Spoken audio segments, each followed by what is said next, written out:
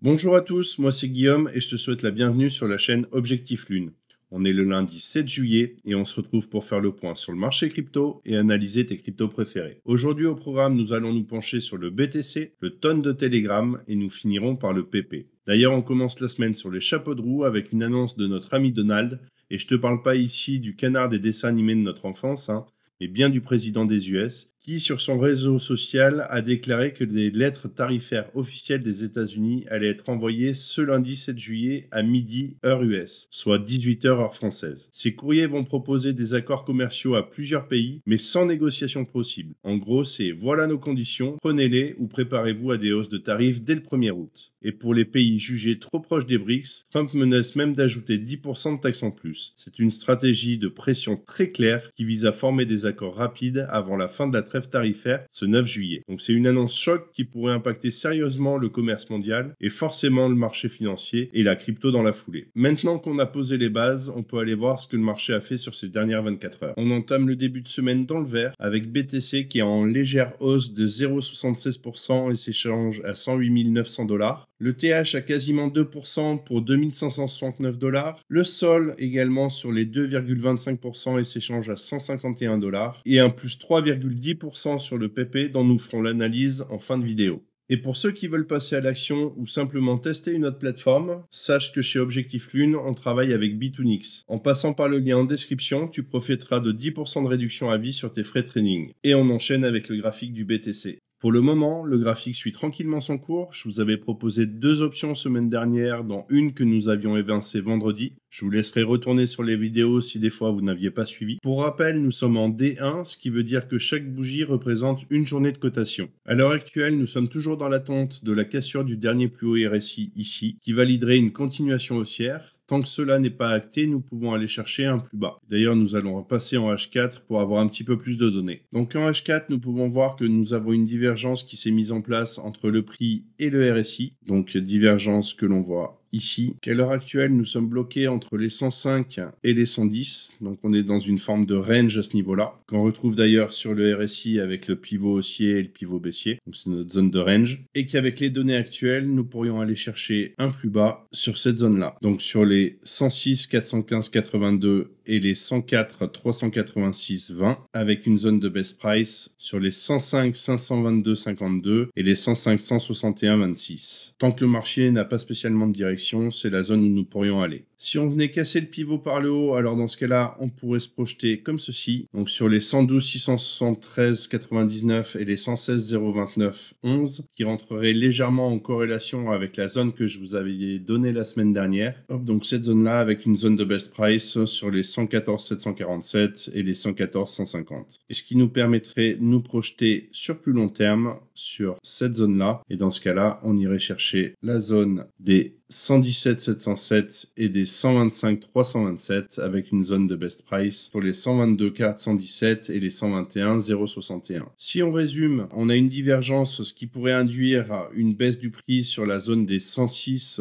et 104 qui nous permettrait de nous projeter sur la zone en verte sur les 117 806 et les 125 426. Donc concrètement, on aurait ça. Soit on vient casser le pivot ici, et dans ce cas-là, on serait dans une continuation haussière, et sur petite unité de temps, on pourrait aller chercher les 112 673 et les 116 029, c'est-à-dire comme ceci, tac. Pour rappel, ce que je te partage ici reste ma lecture du marché à un instant T, ce n'est pas un conseil en investissement, et comme toujours, je t'invite à faire tes propres recherches et à adapter ta stratégie à ton profil de risque. Et on passe tout de suite sur les annonces macroéconomiques de la semaine.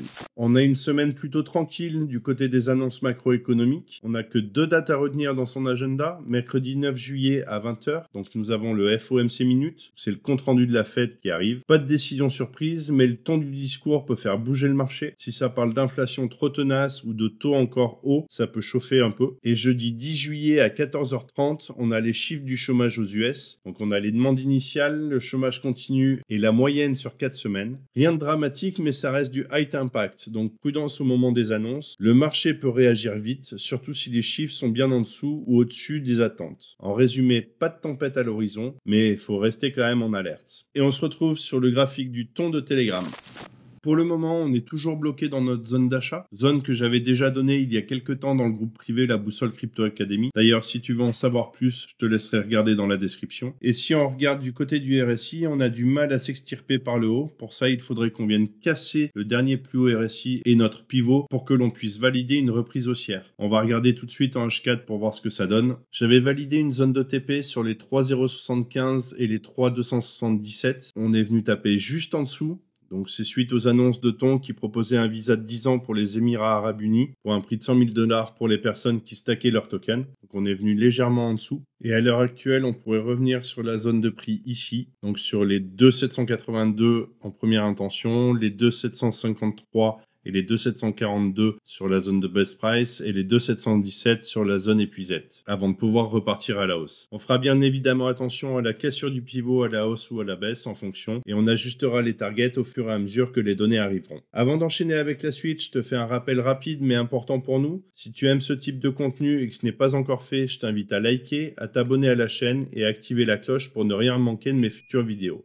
Tu trouveras tous les liens nécessaires dans la description. Et on passe tout de suite sur le graphique du PP. Nous pouvons voir que nous sommes venus chercher légèrement en dessous de la zone de première intention. Donc pour rappel, les zones étaient celles-ci. Donc en première intention, les 0,x 796. En zone best price, les 0,x 417 et les 0,x 264. À l'heure actuelle, le dernier plus haut RSI commence à être sous pression. Donc potentiellement, si celui-ci casse, nous pourrions avoir une continuation haussière. Et nous pouvons voir également que le pivot à l'heure actuelle est loin d'être cassé. Donc notre pivot qui est ici. Et qu'au vu de la configuration actuelle, nous pourrions aller chercher cette zone-là. Donc sur les 0x 1951 en première intention, les 0x 2256 et les 0x 2379 en zone best price et les 0x 2644 pour la zone Moonbag. Attention tout de même, ce sont des targets à plus ou moins long terme, donc il faudra réajuster au fur et à mesure du temps avec les données qui arriveront. On peut essayer de se projeter sur le H4. Donc en H4, nous avons une divergence qui a commencé à se mettre en place ici sur le prix et ici sur le RSI. Nous avons notre pivot haussier qui est à ce niveau-là et notre pivot baissier ici. Que nous sommes bloqués dans un range entre les 0x 1079 et les 0x 0945 et que pour repartir à la hausse, il faudrait venir casser le pivot ici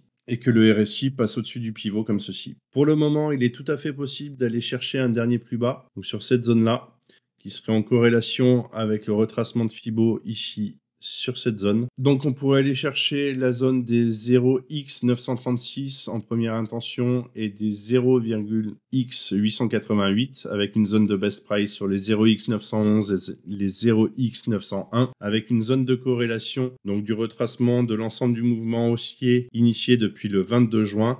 Donc sur les 0x 955 et les 0x 926. Comme d'habitude, on ajustera en fonction des données qui arriveront. Donc vous avez maintenant les targets en D1 et en H4. Voilà, on a fait le tour de l'ensemble des cryptos du jour. On se retrouve très bientôt pour une nouvelle vidéo. D'ici là, je te souhaite une excellente semaine. Et comme toujours, prends soin de toi et tes cryptos. Ciao!